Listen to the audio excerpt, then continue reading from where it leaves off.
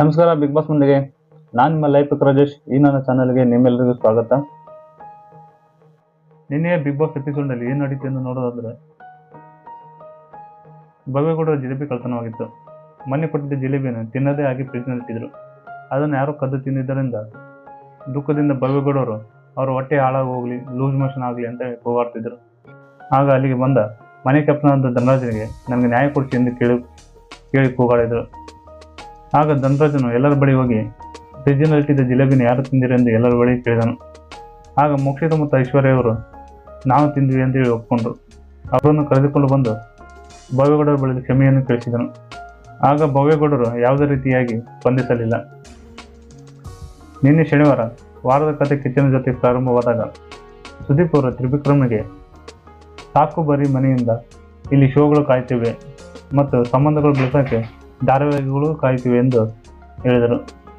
ನಿಮ್ಮ ಆಟವನ್ನು ಭವ್ಯಗೌಡರು ಆಡ್ತಾರೆ ಅಂತ ಹೇಳಿ ತ್ರಿವಿಕ್ರಮ್ಗೆ ಹೇಳಿದರು. ಇನ್ನು ಧನರಾಜ್ಗೆ ಸುದೀಪ್ ಅವರು ಮನೆ ಕ್ಯಾಪ್ಟನ್ ಆಗಿದ್ದಕ್ಕೆ ಈಗ ಎನಿಸುತ್ತಿದೆ ಎಂದು ಕೇಳಿದರು. ಮತ್ತು ಇನ್ನು ಸುದೀಪ್ ಅವರು ಮನೆ ಕ್ಯಾಪ್ಟನ್ ನೀನು ಸ್ವಂತ ಪ್ರಯತ್ನದಿಂದ ಆಗಿದ್ದೀರಾ ಅಥವಾ ಬೇರೆಯವರು ಬೇಡ ಅಂತೇಳಿ ನಿಮ್ಮನ್ನು ಮಾಡಿದ್ರು ಅಂತ ಹೇಳಿದರು. ಆಗ ಧನರಾಜನು ಮನೆಯ ಎಲ್ಲ ಸದಸ್ಯರು ಬೇರೆಯವರು ಬೇಡ ಅಂತೇಳಿ ನನ್ನನ್ನು ಆಯ್ಕೆ ಮಾಡಿದ್ದಾರೆ ಎಂದು ಸುದೀಪ್ ಅವರ ಬಳಿ ಹೇಳಿದನು. ಇನ್ನು ಸುದೀಪ್ ಅವರು ಗೋಲ್ಡ್ ಸುರೇಶ್ಗೆ ನಿಮಗೆ ಕ್ಯಾಪ್ಟನ್ಸಿ ಪಟ್ಟ ಯಾಕೆ ತಪ್ಪಿತು ಅಂತ ಕೇಳಿದರು. ಆಗ ಮನೆ ಸದಸ್ಯರೆಲ್ಲ ಮಾತನಾಡಿಕೊಂಡು ಗೋಲ್ಡ್ ಸುರೇಶ್ಗೆ ಕಿಚನ್ ಚಪ್ಪಾಳೆ ಸಿಕ್ಕಿದೆ, ಉತ್ತಮ ಪಟ್ಟ ಸಿಕ್ಕಿದೆ, ಇನ್ನು ಧನರಾಜ್ಗೆ ಯಾವುದೇ ಪಟ್ಟವೂ ಸಿಕ್ಕಿಲ್ಲ ಅಂತೇಳಿ ಕ್ಯಾಪ್ಟನ್ಗೆ ಆಯ್ಕೆ ಮಾಡಿದ್ದಾರೆ ಎಂದು ಹೇಳಿದನು. ಇನ್ನು ಸುದೀಪ್ ಅವರು ಮನೆಯ ಎಲ್ಲ ಸದಸ್ಯರಿಗೆ ಇಷ್ಟು ದಿನ ಧನರಾಜ್ಗೆ ಮಾತನಾಡಕ್ಕೆ ಬರ್ತಿಲ್ಲ, ಧೈರ್ಯ ಇಲ್ಲ, ಎಲಿಮಿನೇಷನ್ ಮಾಡೋಕ್ಕೆ ಸೂಕ್ತವಾದ ಕಾರಣ ಕೊಡ್ತಿಲ್ಲ ಅಂತ ಹೇಳಿ ಮತ್ತು ಗೇಮ್ ವಿಚಾರದಲ್ಲಿ ಸರಿಯಾಗಿ ಆಡ್ತಿಲ್ಲ ಅಂತೇಳಿ ಇಷ್ಟು ದಿನ ನಾಮಿನೇಷನ್ ಮಾಡ್ತಿದ್ರು. ಈಗ ಯಾಕೆ ಕ್ಯಾಪ್ಟನ್ ಆಗಿ ಆಯ್ಕೆ ಮಾಡಿದ್ರು ಎಂದು ಪ್ರಶ್ನೆಗಳನ್ನು ಮಾಡಿದರು. ಇನ್ನು ರಜತ್ಗೆ ಸುದೀಪ್ ಅವರು ನೀವು ಧನರಾಜನ್ನು ಕ್ಯಾಪ್ಟನ್ ಆಗಿ ಆಯ್ಕೆ ಮಾಡಿದ್ದೀರಿ ಮತ್ತು ಗೌತಮಿ ಮತ್ತು ಮಂಜುನ ಯಾಕೆ ಆಯ್ಕೆ ಮಾಡಿಲ್ಲ ಎಂದು ಕೇಳಿದಾಗ, ಮಂಜುನ ಆಯ್ಕೆ ಮಾಡಿದ್ರೆ ಗೌತಮಿ ಅವರು ಡಿಸಿಷನ್ ಮಾಡ್ತಾರೆ, ಗೌತಮಿನ ಆಯ್ಕೆ ಮಾಡಿದ್ರೆ ಮಂಜು ಅವರು ಮಾತನ್ನು ಜಾಸ್ತಿ ಕೇಳ್ತಾರೆ ಎಂದು ಸುದೀಪ್ ಅವರು ಬಳಿ ಕೇಳಿದರು. ಇನ್ನು ಧನರಾಜನು ಕೆಂಪೇಗೌಡ ಮೀಸಿಬಿಟ್ಟಿದ್ದರಿಂದ ಸುದೀಪ್ ಅವರು ಅವನಿಗೆ ಒಂದು ಡೈಲಾಗನ್ನು ಹೇಳ್ಕೊಟ್ಟು ಡೈಲಾಗ್ ಹೊಡೆಯುವಂತೆ ಮಾಡಿದರು. ಇನ್ನು ಸುದೀಪ್ ಅವರು ಧನರಾಜ್ಗೆ ಮನೆಯ ಎಲ್ಲ ಸದಸ್ಯರು ನಿಮ್ಮನ್ನು ಆಟಕ್ಕುಂಟು ಲೆಕ್ಕಕ್ಕಿಲ್ಲ ಥರ ನೋಡ್ತಿದ್ದಾರೆ, ಆದರೆ ನೀವು ಏನಂತ ಅವರಿಗೆ ತೋರಿಸಬೇಕೆಂದು ಹೇಳಿದರು. ಇನ್ನು ಸುದೀಪ್ ಅವರು ಬಿಗ್ ಬಾಸ್ ಸಾಮ್ರಾಜ್ಯದ ಬಗ್ಗೆ, ರಾಜರಾಣಿ ಪಾತ್ರದ ಮತ್ತು ಮುಂತಾದ ಪಾತ್ರಗಳ ಬಗ್ಗೆ ಕೇಳಿದರು. ಇನ್ನು ರೋಗಿಷ್ಠ ಮಂಜಣ್ಣ ಹೇಳಿದ್ದ ಪದವನ್ನು ಕೇಳಿದರು. ಬಿಗ್ ಬಾಸ್ ಸಾಮ್ರಾಜ್ಯದಲ್ಲಿ ಆಪ್ತ ಸಲಹೆಗಾರರಾಗಿದ್ದ ಗೋಲ್ಡ್ ಸುರೇಶ್ವರ ಪಾತ್ರದ ಬಗ್ಗೆ ಮೆಚ್ಚುಗೆಯನ್ನು ವ್ಯಕ್ತಪಡಿಸಿ ಮತ್ತು ಅವರಿಗೆ ಶಬಾಷ್ಗಿರಿಯನ್ನು ನೀಡಿದರು.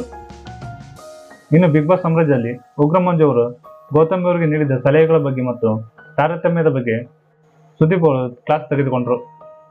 ಇನ್ನು ಸುದೀಪ್ ಅವರು ಮೊನ್ನೆ ನಡೆದ ಟಾಸ್ಕ್ನಲ್ಲಿ ಯಾಕೆ ರದ್ದಾಯಿತು ಎಂದು ಕೇಳಿದರು. ಆ ಟಾಸ್ಕ್ನ ಬಗ್ಗೆ ಯಾಕೆ ಡಿಸಿಷನ್ ಪಡೆಯಲಿಲ್ಲ ಎಂದು ಮನೆಯ ಎಲ್ಲ ಸದಸ್ಯರು ಕೇಳಿದರು. ಆ ಟಾಸ್ಕ್ನ ಗೆಲ್ಲಬೇಕಂತೇಳಿ ನಾಯಿ ತರಲು ಒದ್ದಾಡಿ ಸಾಯಂಗೆ ಕೈಕಾಲುಗಳನ್ನು ಮುರ್ಕೊಂಡು ವಿಸಲ ಮಾಡಿದ್ರು. ಆ ಟಾಸ್ಕ್ನ ಬಗ್ಗೆ ನೀವು ಡಿಸಿಷನ್ ಕೊಡಿ ಅಂತೇಳಿ ಮೋಕ್ಷಿತ ಮತ್ತು ಉಗ್ರ ಮಂಜು ಅವರಿಗೆ ಯಾಕೆ ಕೇಳಲಿಲ್ಲ ಅಂತ ಸುದೀಪ್ ಅವರು ಕೇಳಿದರು. ನಿಮ್ಮನ್ನೆಲ್ಲ ಈಗ ಮಾತಾಡ್ತಿರುವ ನಾನು ಕುರಿ ಥರ ಆಗಿದ್ದೀನಿ ಅಂತ ಹೇಳಿದರು.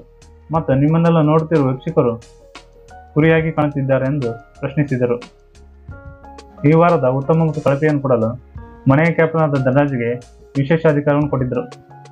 ಆದರೆ ಈಗ ಸುದೀಪ್ ಅವರು ಮನೆಯ ಉತ್ತಮ ಕಳಪೆಯನ್ನು ಕೊಡಲು ನಿಮಗೆ ಹೇಳಿದರೆ ಯಾರಿಗೆ ಕೊಡ್ತೀರಂತ ಹೇಳಿದರು.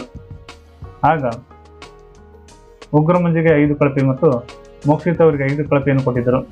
ಇನ್ನು ಉತ್ತಮವನ್ನು ರಜತಿಗೆ ಮತ್ತು ಕೆಲವರಿಗೆ ಕೊಟ್ಟಿದ್ದರು. ನಿನ್ನೆ ಶನಿವಾರ ಎಲಿಮಿನೇಷನ್ನಿಂದ ಪಾರಾದವರನ್ನು ನೋಡೋದಾದರೆ ಮೊದಲಿಗೆ ಗೋಲ್ಡ್ ಸುರೇಶನ್ನು ಪಾರು ಮಾಡಿದರು, ನಂತರ ತ್ರಿವಿಕ್ರಮನನ್ನು ಪಾರು ಮಾಡಿದ್ದಾರೆ. ಈ ಮಾಹಿತಿ ನಿಮ್ಗೆ ಇಷ್ಟವಾದಲ್ಲಿ ಈ ನನ್ನ ಚಾನಲನ್ನು ಸಬ್ಸ್ಕ್ರೈಬ್ ಮಾಡಿ, ಬೆಲ್ ಐಕಾನ್ ಒತ್ತಿ ಹೆಚ್ಚಿನದಾಗಿ ವಿಡಿಯೋವನ್ನು ಶೇರ್ ಮಾಡಿ